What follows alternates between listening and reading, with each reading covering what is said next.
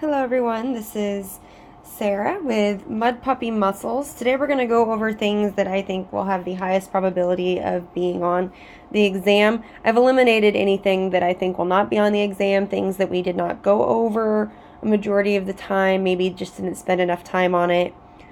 So these are things that are easy to see. For instance, they should be unambiguous once the exam rolls around. So let's go ahead and see what we got.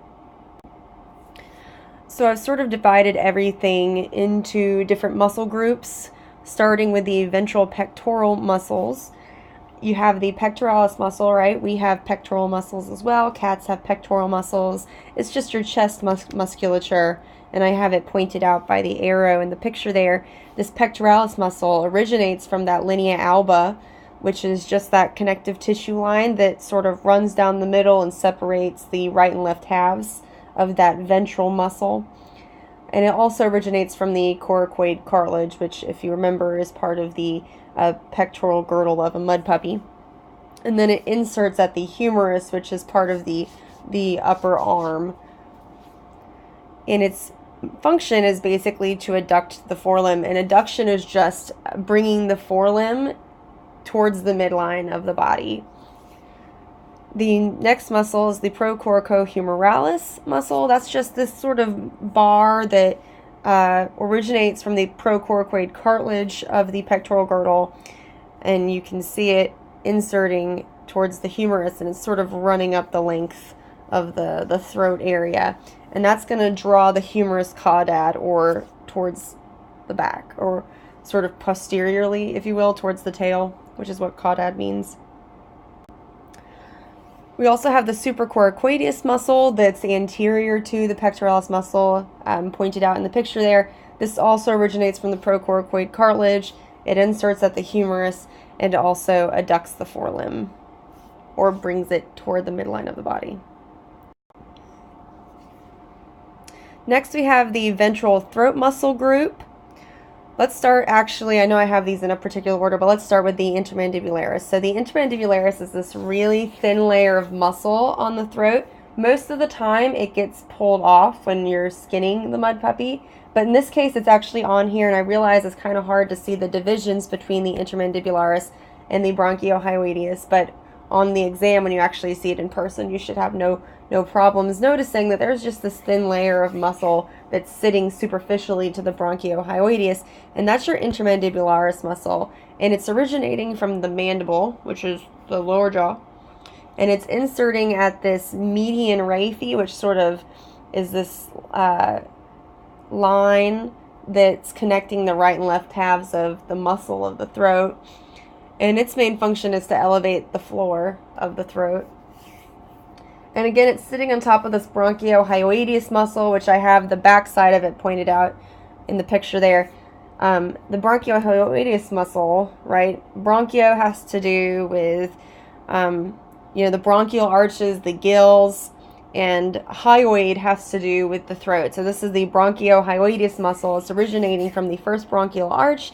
It inserts at the serrato-hyocartilage, which is going to be part of the bronchial group, right? And then it's going to move those arches and the throat, or the hyoid.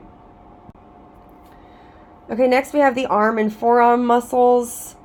These ones, you just got to sort of remember placement and order. They're really small muscles, right? So you have the humeroantebrachialis that's going to originate from the humerus. It inserts at the radius, and its primary function is to flex the forearm, or sort of bring it in, right? Extension is to extend. Flex is the opposite of extension, so you're bringing it in.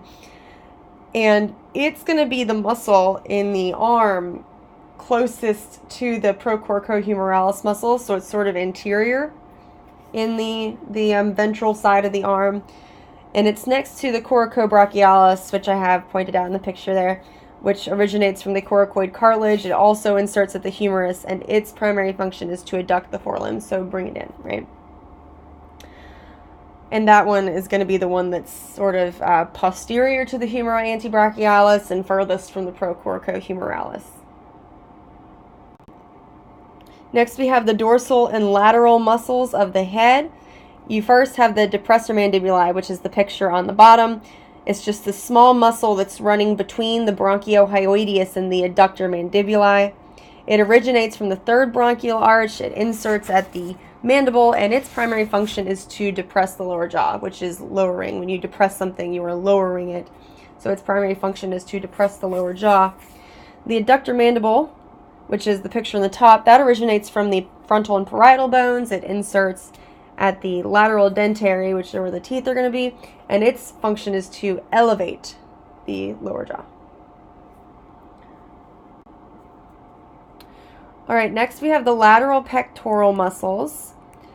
The first one, which is being pointed out with the pointer, not the arrow, but with the pointer, that's the cucullaris. It originates from the epibronchial muscles. It inserts at the scapula, and its function is to elevate the pectoral girdle. It's sitting anterior to the latissimus dorsi, which also originates from the epibronchial muscles, but it inserts at the humerus, and it's supposed to draw the humerus towards the back, right? Caudad. It's supposed to draw the humerus towards the back. Okay, next we have sort of the trunk musculature, if you will, starting with the epaxial muscle. There's really only one epaxial muscle in the mudpuppy, and epaxial muscle is meaning above the horizontal septum, which you know is that line that runs between the dorsalis trunci, in this case, and the obliques. So the dorsalis trunci is the epaxial muscle above the horizontal septum.